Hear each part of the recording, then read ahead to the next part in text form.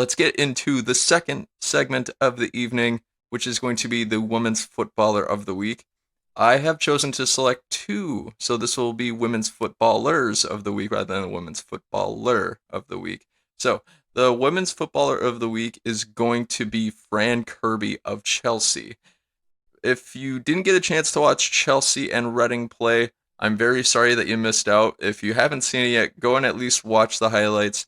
Fran Kirby had a day. She scored 4 goals, 3 of which came in the first half, and I would argue she probably could have had 4 or 5 if luck was a little bit even more on her side than it already was.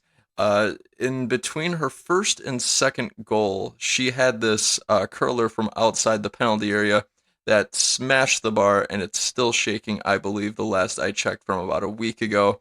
So that could have been her fifth goal right there, but nevertheless, she made a ton of magic happen. And it was really cool to see. I give a little bit of credit to Sam Kerr because she had assists on 2 of those. And when she was really trying to be unselfish and help Fran score as much as she possibly could, but it was almost being unselfish to a fault because I think Sam could have probably had 2 goals herself, but then she decided to try to feed Fran on the other side of the goal, but can't fault her for that too much because at the end of the day, Chelsea ended up cleaning house and winning by a score of 5 goals to Reading's nil. So great day for Chelsea, great day for Fran Kirby, not a great day for Reading, but that's okay. Teams bounce back, they persevere, and they survive. So my second women's football of the week is going to be a little bit different. I actually had a hard time uh, properly articulating how I was going to word this, but it's going to be Casey Stoney. And I know what you're thinking. Casey Stoney is a manager. Why is she the women's footballer of the week? Well, once you're a footballer, you're always a footballer.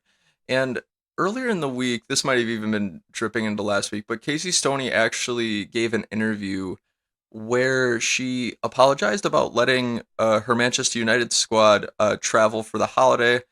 Um, Her position on things isn't the main takeaway that I had from that. It's just the willingness of a human being, especially in a position of power like Casey Stoney is, to admit that a fault was done and that she learned something from it and that she came forth and apologized. That just speaks volumes about her character as a person. And it's just another reason for football fans like myself to really just admire who she is, not only as a manager, but as a person in general.